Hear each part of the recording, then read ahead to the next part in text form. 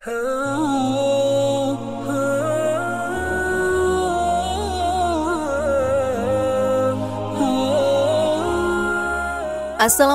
warahmatullahi wabarakatuh. Apa kabar sahabat beriman? Selamat datang di Magenta Islam.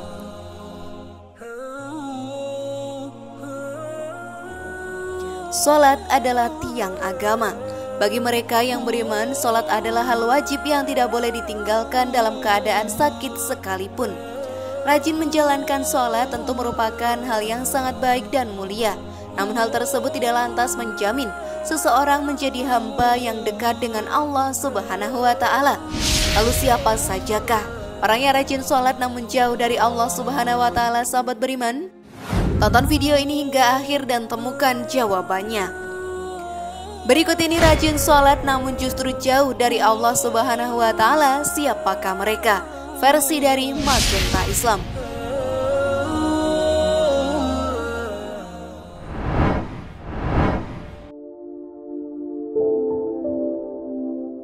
Dalam suatu hadis Rasulullah bersabda, sesungguhnya pertama kali yang dihisap atau ditanya dan diminta pertanggungjawaban dari segenap amalan seorang hamba di hari kiamat kelak merupakan sholatnya.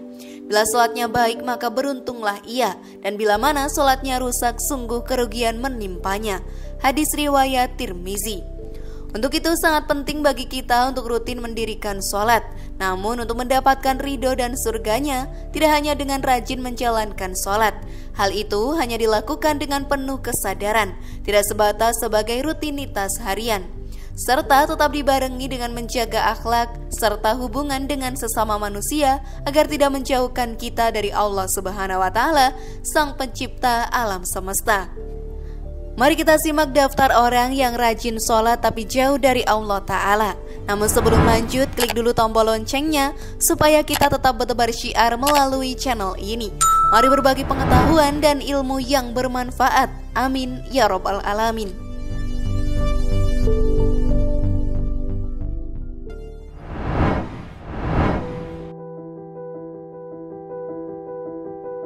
Orang yang lalai dalam sholat. Pada hari kiamat nanti, ada banyak orang yang membawa sholatnya kepada Allah Subhanahu wa Ta'ala. Kemudian mereka mempersembahkan sholatnya kepada Allah. Lalu sholatnya dilipat-lipat seperti dilipatnya pakaian yang kumal, kemudian dibantingkan ke wajah mereka. Allah tidak menerima sholatnya.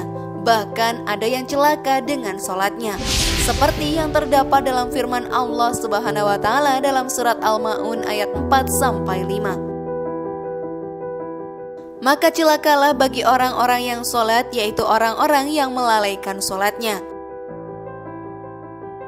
Rasulullah Shallallahu Alaihi Wasallam pernah bersabda, akan datang pada manusia umat Muhammad suatu zaman, banyak orang yang merasakan dirinya sholat, padahal mereka sebenarnya tidak sholat. Hadis riwayat Ahmad. Perintah sholat adalah untuk mengingat Allah Subhanahu wa Ta'ala. Dikatakan dalam surat An-Nisa ayat 43, sehingga kamu mengetahui akan apa yang kamu ucapkan. Karena itu dalam mengerjakan sholat tidak boleh lalai. Yang dimaksud lalai adalah tidak mengetahui maksud apa yang dibaca dan apa yang dikerjakan. Apalagi jika kurang memperhatikan syarat rukun dan ketentuan-ketentuan sholat lainnya, maka yang diperoleh hanyalah payah dan letih. Rasulullah menyatakan berapa banyak orang yang sholat, keuntungan yang diperoleh hanyalah payah dan letih. Hadis riwayat Ibnu Majah. Jadi meskipun merasa dirinya sholat tapi hakikatnya tidak sholat, dan ia tidak akan mendapatkan hikmah Allah Ta'ala. Sholatnya pun tidak menambah dekat kepada Allah, tapi justru sebaliknya. Rasulullah menegaskan barang siapa yang sholatnya tidak dapat mencegah perbuatan keji dan mungkar, maka tiada bertambah baginya kecuali semakin jauh dari Allah. Hadis riwayat Ali ibnu Ma'bad.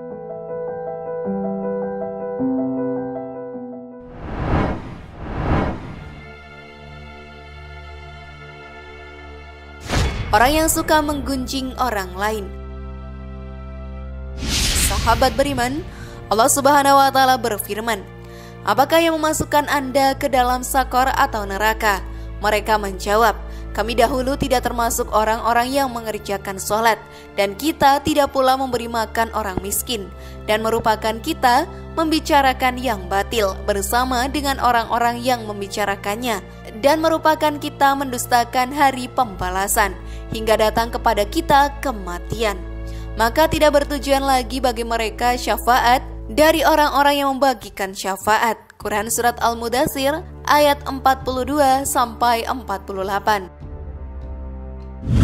Dalam ayat tersebut, salah satu penyebab orang masuk neraka merupakan karena suka membicarakan ketidaklebihbaikan orang lain.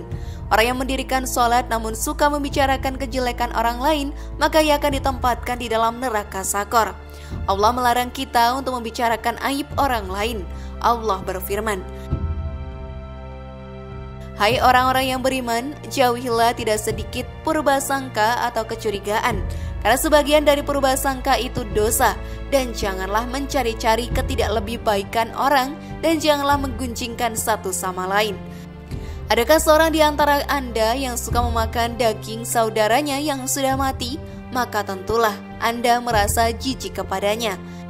Dan bertakwalah kepada Allah, sesungguhnya Allah Maha Penerima Taubat lagi Maha Penyayang. Quran Surat Al-Hujurat ayat 12.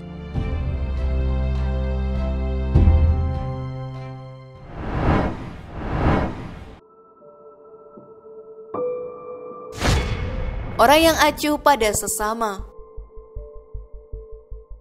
Allah berfirman, sesungguhnya aku hanya akan menerima sholat orang-orang yang merendahkan dirinya karena kebesaranku, menahan dirinya dari hawa nafsu karena aku, yang mengisi sebagian waktu siangnya untuk berzikir kepadaku, yang melazimkan hatinya untuk takut kepadaku, yang tidak sombong terhadap makhlukku, yang memberikan makan pada orang yang lapar, yang memberikan pakaian pada orang yang telanjang, yang menyayangi orang yang terkena musibah, yang memberikan perlindungan kepada orang yang terasing. Kelak cahaya orang itu akan bersinar seperti cahaya matahari. Aku akan berikan cahaya ketika dia kegelapan. Aku akan berikan ilmu ketika dia tidak tahu. Aku akan lindungi dia dengan kebesaranku. Aku akan suruh malaikat menjaganya. Kalau dia berdoa kepadaku, aku akan segera menjawabnya. Kalau dia meminta kepadaku, aku akan segera memenuhi permintaannya. Perumpamaannya di hadapanku seperti perumpamaan surga Firdaus. Dalam hadis yang lain, Rasulullah SAW menyebutkan bahwa salah satu cara mendekatkan diri kepada Allah Subhanahu wa Ta'ala ialah bersifat dermawan dan senang membantu orang lain, terutama pada orang yang sedang kesulitan. Rasulullah bersabda, orang yang dermawan dekat dengan Allah, dekat dengan manusia, dan dekat dengan surga. Sedangkan orang yang bakhil atau pelit jauh dari Allah, jauh dari manusia, dan dekat dengan neraka. Orang dermawan insya Allah akan menemukan kenikmatan di dalam sholatnya. Dia akan memperoleh kenikmatan di dalam sholatnya karena dia dijaga oleh para malaikat, diberi cahaya dalam kegelapan, dan diberi ilmu secara langsung oleh Allah Subhanahu wa Ta'ala masuk ke dalam hati sanubarinya.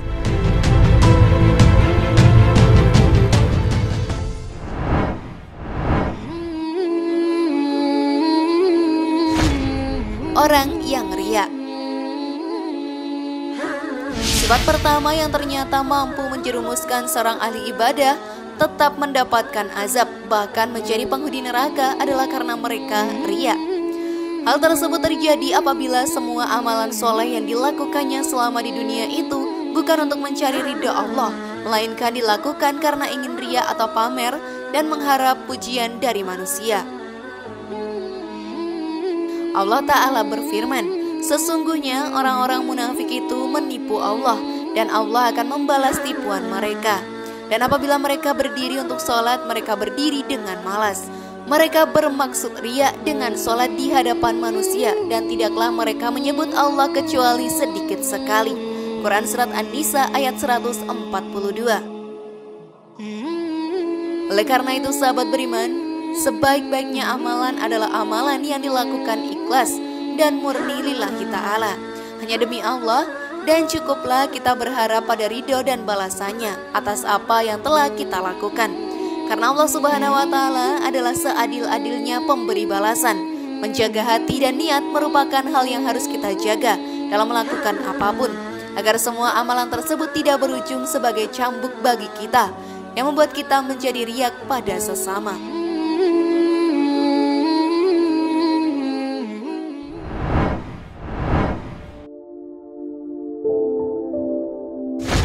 Orang yang suka berdusta. Berdusta merupakan salah satu dosa besar dan diancam siksa yang pedih di akhirat kelak. Di zaman semacam ini, kebohongan tampaknya sudah menjadi suatu kebiasaan di kalangan masyarakat. Padahal sekecil apapun, suatu kebohongan akan tetap dianggap sebagai dosa besar. Meskipun ada seseorang yang rajin sholat dan beribadah, namun jika lisannya suka berbohong, maka sholat dan ibadahnya akan sia-sia semata. Karena kebohongannya itu akan menghapus amal-amalnya. Jika ia mati dalam keadaan tidak bertaubat kepada Allah, maka dia akan dimasukkan ke dalam neraka. Allah Subhanahu wa Ta'ala berfirman, sesungguhnya yang mengadang-adakan kebohongan hanyalah orang-orang yang tidak beriman kepada ayat-ayat Allah, dan mereka itulah orang-orang pendusta. Quran Surat An-Nahl ayat 105. Berbohong menunjukkan salah satu ciri dari golongan orang-orang yang munafik. Untuk itulah mengapa kita sebagai umat Islam wajib menjauhi yang namanya tindakan dusta. Karena itu dapat menyengsarakan kita baik di dunia dan di akhirat. Maka semoga kita termasuk golongan orang-orang yang rajin sholat dan dekat dengan Allah Subhanahu wa Ta'ala, sehingga kita bisa mendapatkan ridho serta menetap dalam surganya kelak. Wallahu a'lam bishawab.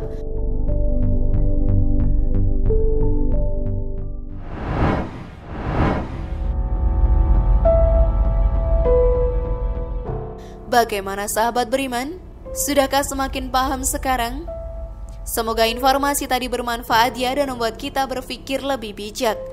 Mari membangun Magenta Islam ini dengan cara klik tombol subscribe, like, share, dan aktifkan tombol loncengnya. Wassalamualaikum warahmatullahi wabarakatuh, dan jangan lupa tonton video yang lainnya ya.